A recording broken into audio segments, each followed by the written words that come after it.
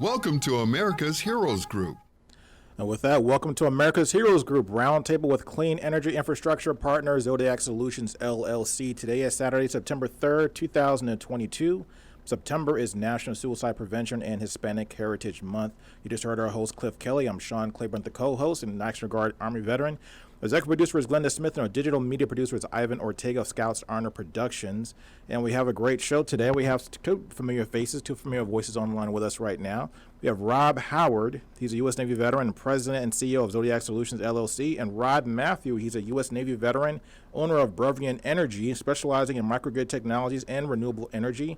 And you guys are also joining us on Zoom, so we want to make sure that everybody is there and able to see you guys on either our YouTube channel or also on americashg.org.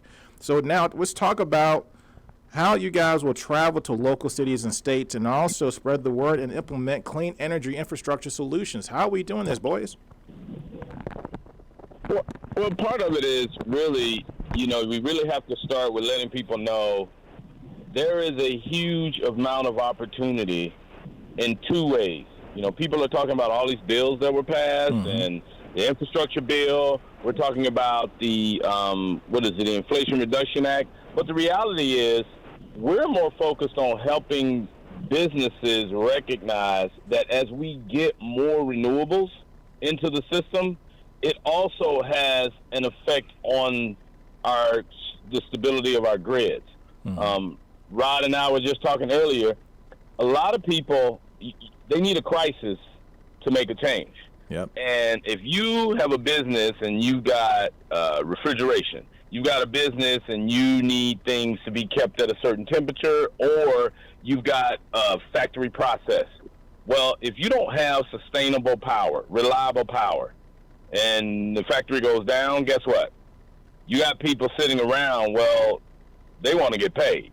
And so what we're really trying to do is have people, let's start having a conversation about how to put yourself in the position with a microgrid. We're talking safe, we're talking renewables, but we're also talking reliability. So what we're trying to do is let people know, look, let's have the conversation, let's figure out what you need, because each one is going to be different. We're talking design builds, customized systems that are made just for your business. And if you want to help your bottom line, we'll show you how to help your bottom line through this process, because I don't know about anybody else, but utility bills are going one direction, and that's up. And so that's really what we're talking about doing, is being a resource to business owners to say, hey, look, I don't have to wait until I have a power outage to figure out I need safe, reliable, renewable power.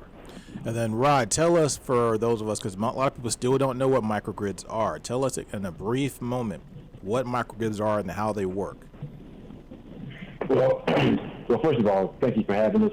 We appreciate the opportunity to speak with your audience is very knowledgeable. But anyway, a microgrid is effectively, like the word implies, is a smaller version of the electrical grid, right? So with the big electrical grid, you have a big power plant, mostly fueled by coal or natural gas, that turns a big turbine that puts out power that's distributed throughout the whole mass grid. In a microgrid, those generation sources are within your own building or community that's all connected together, and usually they involve PV solar, that's a generation asset. We use batteries or energy storage to store excess power when it's not being used. We use hydrogen fuel cells to produce that power. We even use wind turbines to produce that power. And the beauty of a microgrid is you have logic or a control mechanism that knows how to adequately or optimally dispatch those generation assets, right? So in the daytime when the sun is shining and the solar is putting out power, it knows, okay, put that power online. But as it gets towards the evening and your power is declining from that, it knows, okay, we can switch on to the battery because the batteries have been charging, so the batteries are good. Or like a backup asset like wind turbines, it can add that power. When the wind is blowing, they know between a certain time, dispatch that particular asset. So that's really what a microgrid is. You're responsible for generating your own power and not relying on the larger grid. But the fact that you are connected to the grid makes it a microgrid. Okay. The cool thing about, and correct me if I'm wrong, about a microgrid is that you can create your own power system and not be reliant on the main grid. Absolutely. That is really the intent. So you're not relying on the grid, because one of the big things people don't realize is when they're connected to the grid and they get energy from their investor-owned utility, there's a charge that they get charged. Not only do you get charged for the use of the power that you have, but you get charged for the power that's made available to you, right? Mm-hmm. So that's called a demand charge. So whatever that is, you're charged, and you get 15-minute intervals. You're monitored for your bill. And whatever highest 15-minute interval of power that you have for that month, that's what you get charged on a demand charge. So we can virtually eliminate that for you, because you very seldom have to pull from the grid with a microgrid. You generate your own power. And can you sell that power back to the grid for a profit? Yes, you can. In some cases, it can be for actual dollars. In some cases, it's for credits. It really depends on where you are. Okay. But yes, that's called net metering. Okay. So, Rob, tell me about your plan to travel around the country and start to bring this word out to people. What cities are on your agenda, and also how can people connect with you guys? Well, I'm gonna have Rod give. We have an 877 number for people to call to set up time to work with us on getting the information we need. And what we're looking at is once we figured out, and we're working with customers, site visits are often a part of that. A lot of this work we can do literally from our office because of the technology. However, we're willing to travel to help people get this set up, because again, companies need to recognize we should not wait till you get a power outage before you decide to do it. So what we're just trying to do is make sure that we are customer focused on helping people get these microgrids the way they need to have in order to have safe, reliable power for their operation. Yeah, we have partner organizations across the country that effectively extends our reach to really anywhere we can help deploy the system. So because of those affiliations that we have, we can technically design a system and deploy the system pretty much anywhere in the country. What's that number they have to call? You can contact us at 877-864-8777. Again, it's 877-864-8777. Or you can always shoot us an email to sales@Brevian. That's D as in Bravo, R as in Romeo, E as in Edward, V as in Victor, I as in India, A as in Apple, N as in November, energy.com. Again, that's sales@BrevianEnergy.com. For our audience, be aware that this information will be made available on our YouTube channel and also on americashd.org. So you can also get this information and replay it, get all the data and the phone numbers again through our website and also through our YouTube channel. Now, I've noticed, I was at a workshop yesterday. I noticed that there was one of the schools of South Suburban College was out there. Shout out to South Suburban College. They had a program that was teaching people about renewable energy and microgrids. Is that something that's being rolled out? Do you see more education going out there through the community colleges and around the colleges around the country and trade schools and things like that? Absolutely. I think on the previous show that we had with you, as a matter of fact, we talked about you're seeing more of that education come online. And frankly, there's a lot of that stuff that's, free or, very inexpensive, to say the least. Enough information to get you familiar with what microgrids are, could get you started. And, if you choose that as a career path, they have a lot of courses that can really get you on your way with that charge little to no money. And we're really starting to see a lot of that starting to roll out at the community college level. Of course, they have some of those classes available in the major colleges. But our community colleges, where they support more of our technical training, you're starting to see those come out as course options. to get like certificates in being a solar or renewable kind of technician. And how hard is it, Rob, for you to create a microgrid for your business? Say you're a small business and you rely heavily on electricity. Maybe you're running a rig to try to mine Bitcoin or something like that, cryptocurrencies, which is a big thing, I know, in California. How difficult is it to create a system? Well, it's really, if you don't know how to create a system, I would say it's difficult. But here's the thing. That's what we do. We take your information, we look at what your projected usage is, what your current usage is, what your projected usage is, the landscape that you have available. I'm talking everything from what's on your rooftop to land you have available. And what we do is customize it to maximize it. And another thing that I would say, we also talk to people about doing smart things like weatherization. You want to weatherize your facility so that if I'm running AC, I don't want to lose my AC out the window because I don't have good sealed windows and doors, so that now I use less power. So it's just about being smart. So I don't consider it hard. I think it's just a matter of understanding what resources are available, understanding what space is available, and understanding what technology is available in order to get you what you need so that now you're, again, resilient, reliable, and the number one thing I think a lot of people care about, particularly when they're in business, how do I save on my electric bill? And then how cost effective is it? I know there's a lot in the past, especially with solar and things like that. The startup cost and the implementation cost was so high that it really, for a lot of, especially homeowners and some small businesses, didn't make a lot of sense to try to invest in like a big solar panel or some kind of wind farm, mini wind farm, something like that on their roof or their building or their land. What are some of the incentives now being offered to help people get these things implemented? Right now, you see with the recent legislation that just passed, there's 30% tax credits that can go directly towards the project. There are certain accounting techniques that you can use now to depreciate a project over the course of 5 years, a whole 100% of the project. So those are some of the incentives. And then I know earlier you asked the question about how hard was it to implement. I mean, it's as easy as signing a piece of paper. Wow. We can make that happen for you. So there's really not much you have to do. And the beauty of it is we work with finance partners where you don't have to come out of your pocket with a nickel up front. So no money up front, you just start experiencing the savings immediately.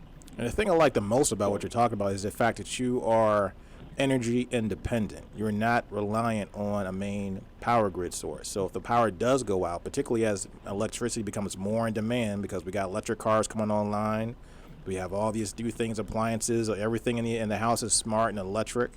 So we see electricity becoming once again, as it was 100 years ago, the foremost way of getting energy on planet Earth. I mean, so it makes sense. And we know that our infrastructure in this country has not really been maintained as well as it could have been over the last 50 years or so. So our infrastructure across the country is deteriorating. So this looks like something that, we really want to take advantage of.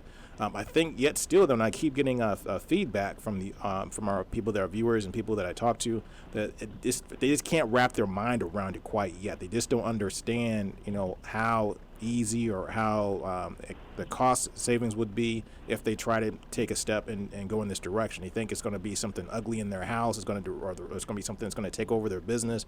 They don't really understand all the dynamics of what's going on. So, Rob, break down some of the things you would talk about when you meet people and travel around the country to try to get them more educated about the process and what they need to do. Right, and I'll try to explain it this way because I do understand. It's when you don't know. That's when it's like, because then you start creating all the unknowns in your head. But remember this, what we want to do is help you just think about what you pay in electric utility rates. We're going to help you save a third of it. Just now run the numbers on that. I pay $10,000 a month for the electric bill in my factory. I'm down to $7,000 a month. I now have $3,000 every month that I can pay for employee benefits, that I can upgrade other equipment. That's the first thing. The second thing is to remember this. We work with the available space. And I'm talking about it's not something where you're going to have this monstrosity sitting out there. The equipment, I mean, times are changing. And what we're trying to help, particularly in our community, is to help people get in front of this and not wait, because in those bills, there are limits of how much they're going to use for these credits and funding that's available. And let's not wait until everybody else got theirs and we are sitting here not getting what we need in order to help our businesses thrive and grow. So it's not that I don't look at it. And again, I understand I've spent 30 plus years in the utility industry. And what I am telling you is, if you want to not lose weeks of food and stuff in your, say for your restaurant, you don't want to wait till something happens. You want to get in front of it. So be proactive. And Rod can give you that number again. Just call us and we can set up some time to talk through it and see what we can do. What's that number, Rod? Again, that's 877-864-8777 or sales@brevianenergy.com. So tell us also about, so when you go into different communities, first of all, when are you guys coming to Chicago? I don't have a set date yet. I'm we're in September now, so it's this month. I'm traveling to Ghana to actually have an education conference to talk about just this. And so we need to set it up, and what we're going to do is based on the folks that call us, and we set up the appointments, and then we'll try to group some things and then head out there. I've got family in Chicago, so any excuse will do. And then how small of a project is practical for a microgrid with today's technology? That's for either one of you guys. You can really be any size, but for us, what qualifies is a project that's at least 100 kilowatts of peak demand. And what does that mean? That's what that means. What as we talked about, that 15-minute interval of how much power you would need ultimately to do what you do.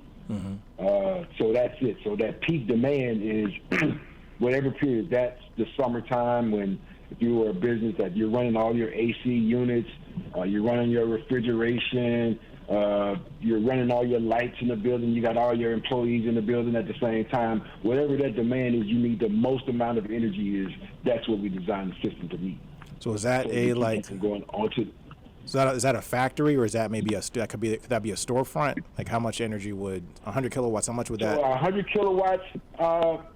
It really depends on how much energy you're using, right? It could be a small store with, 15 AC units. It could be a warehouse that keeps the stuff cool.